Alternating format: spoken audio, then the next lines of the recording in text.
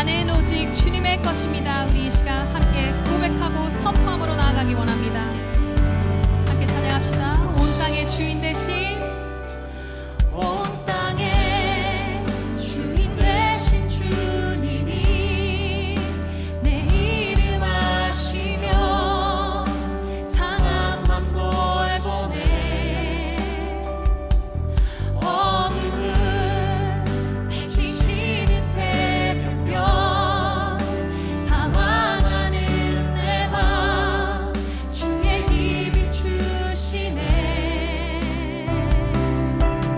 나로 인함이 아닌 주가 행하신 일로 나의 행함이 아닌 오직 주로 인하여 나는 오늘 피었다 지는 이름 없는 꽃과 같네. 바다에 있는 파도 안개와 같이 맞추는 나를 붙드시고 부르짖음 들으시며 날 위하라 하시네. 나 오직 주의 것, 나 오직 주의 것.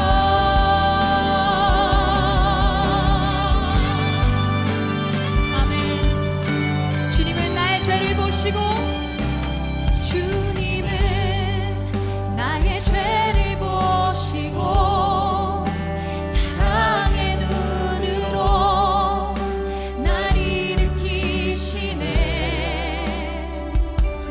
바다를 잠잠하게 하시듯 내 영혼의 폭풍 고요케 하시네. 나로 인함이 아닌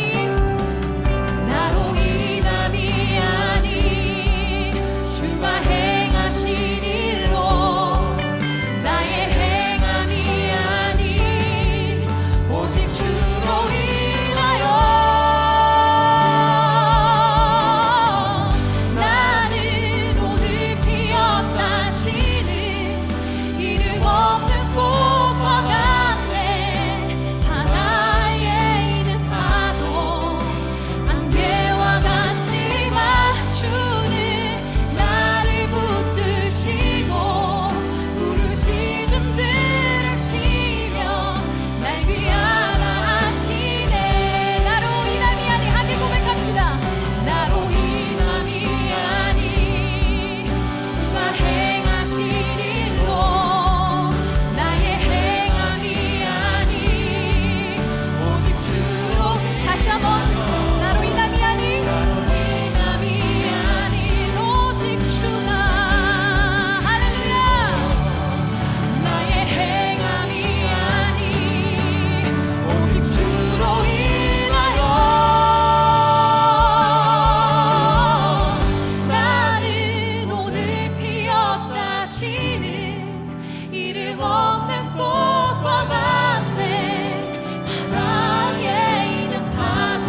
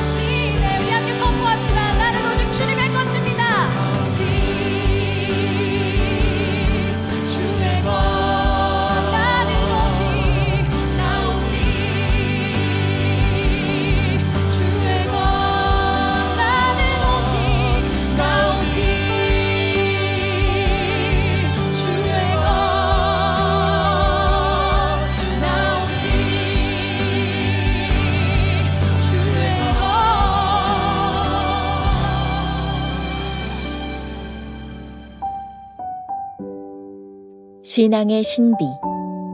주여 누구시니이까? 사도행전 9장 5절. 강팍하고 고집센 바리새인이었던 닷소의 사울이 구속의 기적에 의해 순식간에 변해 겸손하고 충성된 예수님의 종이 되었습니다. 우리가 설명할 수 있는 것들이라면 기적이 아닙니다. 우리가 설명할 수 있는 것은 우리가 그것을 조절할 수 있다는 뜻입니다.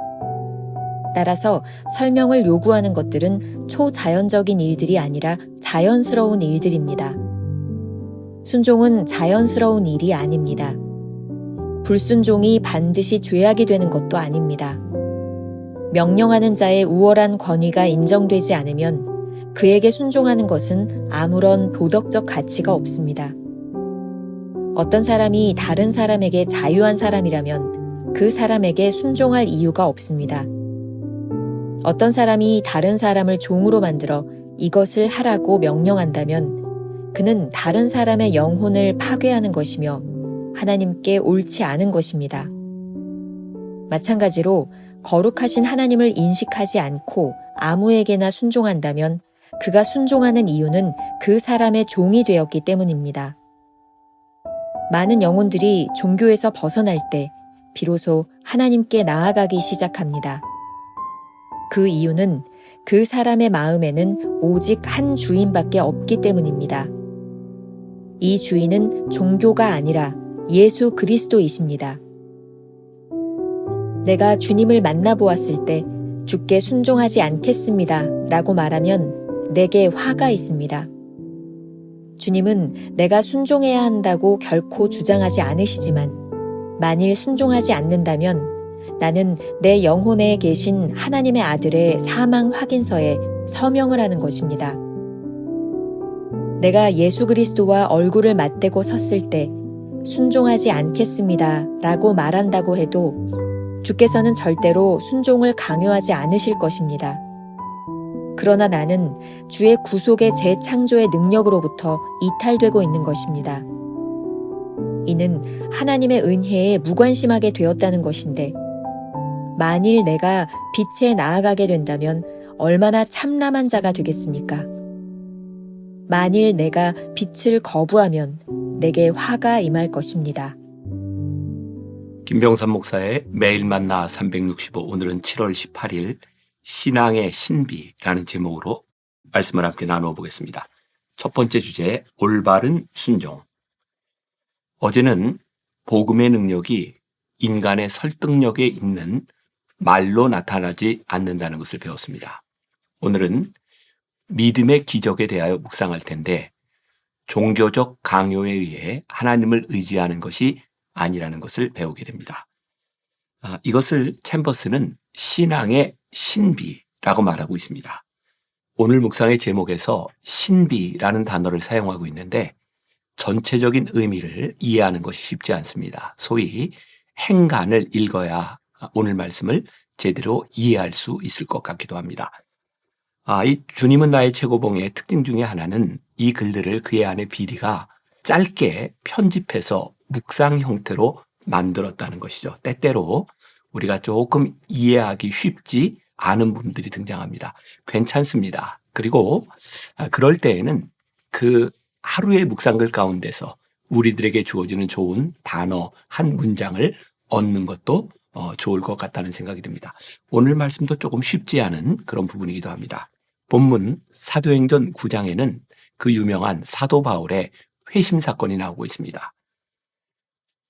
다소의 사울이라 불렸던 그가 주님을 믿는 자들을 핍박하기 위해 가는 다메섹 도상에서 부활하신 주님을 만난 사건입니다. 챔버스는 이 회심 사건을 기적이라고 말하고 있습니다. 사실 기적은 우리가 설명할 수 없는 것들이죠. 설명할 수 없다는 말은 우리가 어떻게 조절할 수 없다는 뜻입니다. 우리가 하나님을 믿는 이유인 구속 사건은 그런 의미에서 기적과 같은 일이 틀림없습니다. 오늘 챔버스는 기적이 아닌 우리가 조절할 수 있는 신앙의 문제를 다루고 있습니다. 하나님을 믿는 우리에게 순종과 불순종은 선택 가능한 문제라는 것이죠. 오늘 묵상에서 명확하게 드러나지는 않지만 여기서 말하는 순종의 문제가 하나님에 대한 신앙과 믿음의 문제는 아닌 것 같습니다. 아래의 글을 통해 신앙생활을 할 때 경험하는 교회나 지도자의 권위에 대한 문제가 아닐까 유추해 볼 수 있습니다. 순종은 자연스러운 일이 아닙니다. 불순종이 반드시 죄악이 되는 것도 아닙니다. 명령하는 자의 우월한 권위가 인정되지 않으면 그에게 순종하는 것은 아무런 도덕적 가치가 없습니다.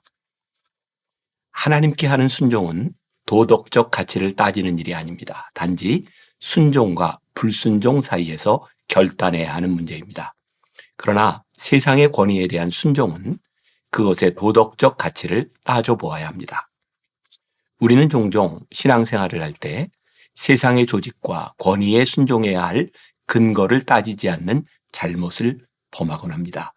챔버스가 이에 대해 아주 중요한 기준을 제시해주고 있습니다.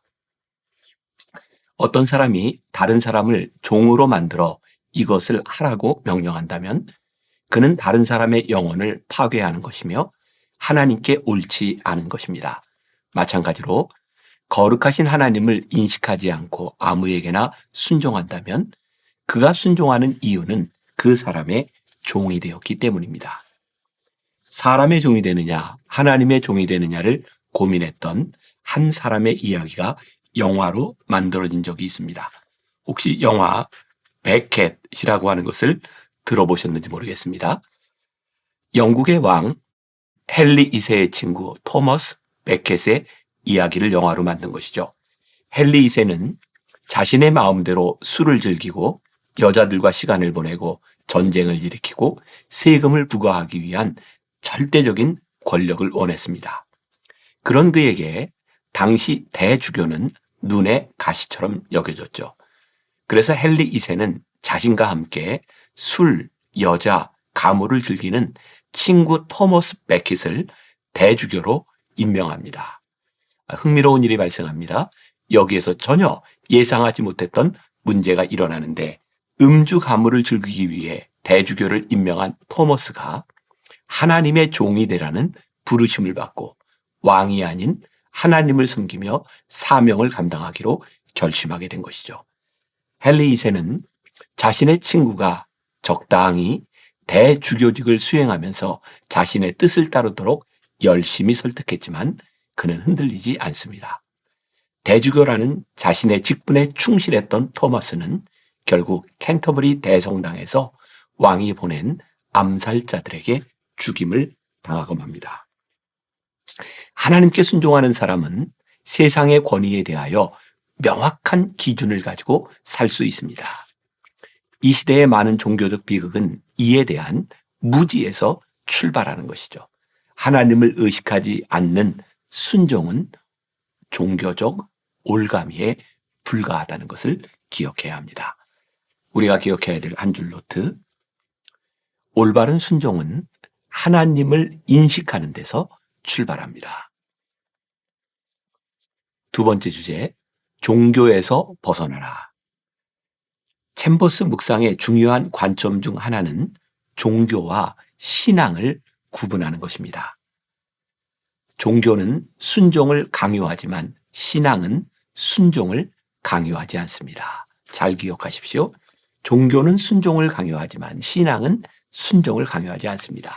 그러니 종교에서 벗어나야 하나님께 순종하는 사람이 될 수 있습니다. 주인은 오직 한 분밖에 없습니다. 종교에 순종하는 사람은 예수 그리스도께서 주인이 되지 못하십니다. 아주 중요한 부분이죠. 챔버스가 말하고 있습니다. 내가 예수 그리스도와 얼굴을 맞대고 섰을 때 순종하지 않겠습니다 라고 말한다고 해도 주께서는 절대로 순종을 강요하지 않으실 것입니다. 그러나 나는 주의 구속의 재창조의 능력으로부터 이탈되고 있는 것입니다. 순종의 문제로 가장 깊이 고민했던 사람이 챔버스입니다. 그에게 순종이란 이런 것이었습니다. 그의 전기 오스왈드 챔버스의 순종에 나오는 편지와 일기를 한번 보면 좋을 것 같습니다. 챔버스의 일기 중에 하나입니다. 큰 밀물이 나를 막아서는 것 같고 모든 음성은 점점 희미해지고 있다. 하나님께서 내게 말씀하시거나 영감을 주시기에는 내가 너무 세상적인 것은 아닐까 두렵다. 그러나 이 문제에 관한 한 나는 하늘의 비전을 기다리겠다. 아무리 지혜가 많은 사람이라도 성령께서 그에게 직접 하시는 음성을 듣지 못한다면 감히 예수님을 위해 일한다고 나서지 못할 것이다. 주께서 오시기까지는 나는 가서는 안 된다. 그의 순종의 길에 기다렸던 시간들을 이야기하고 있죠. 어느 날 그 아버지에 보낸 편지에도 이런 글이 있습니다. 저는 오늘 제 인생을 바꿀 수 없습니다. 하나님께서 친히 보시기에 합당할 때 제 인생길을 바꾸실 것입니다. 저는 훌륭하지도 않고 자격도 되지 않지만 주님의 열정적인 부르심이 제 영혼 속에 있습니다. 비록 사람들에게는 어리석게 보이고 잘해야 몽상가 또는 이상주의자로 여겨지며 상식이 부족한 어리석은 청년으로 여겨질지라도 제게 이렇게 분명한 주의 음성을 어떻게 불순종할 수 있겠습니까? 하나님은 우리들에게도 챔버스에게도 순종을 강요하시지 않습니다. 그러나 순종하지 않는 사람에게는 화가 있습니다. 불순종은 우리 영혼 가운데 계신 그리스도의 아들이 죽었다고 선언하는 것이기 때문입니다. 우리는 순종을 통해 빛으로 나아갑니다.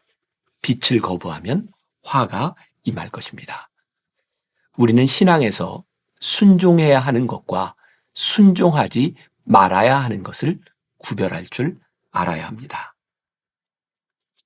우리가 기억해야 될 한 줄 노트. 종교는 순종을 강요하지만 하나님은 강요하시지 않습니다. 종교에 순종할지 말지는 우리의 선택이지만 하나님께 불순종하는 것은 죄입니다. 오늘 하루 이런 질문을 가지고 살아봅시다. 종교적 강요와 하나님에 대한 순종을 구별할 수 있습니까? 쉽지 않지만 이 구별을 통해 진정한 믿음으로 나아갈 수 있습니다. 기도하겠습니다. 우리가 신앙생활을 하면서 구별할 수 없는 것들이 참 많이 있습니다. 아니, 구별하기 힘든 것들이 많이 있습니다. 그러나 우리가 하나님께 순종해야 할지 사람에게 순종해야 할지 이것이 믿음인지 단순한 종교인지를 구별하는 것은 우리들에게 아주 중요한 일인 것을 알고 있습니다. 하나님, 우리들이 이 땅에서 신앙생활을 하는 동안 너무 쉽게 생각하지 않고 그렇게 살아가는 사람들이 아니라 하나님 앞에서 고민하며 하나님 앞에서 무엇인지를 구별하기 위해 몸부림치며 애쓰는 사람들이 되게 하여 주옵소서. 하나님 앞에 순종하기 위하여 애쓰는 사람들, 순종하지 말아야 될 것을 이길 수 있기 위하여 애쓰는 사람들, 그렇게 하나님 보시기에 복된 순종의 사람들, 진정한 믿음의 사람들이 되게 하여 주옵소서. 예수님의 이름으로 기도했습니다. 아멘.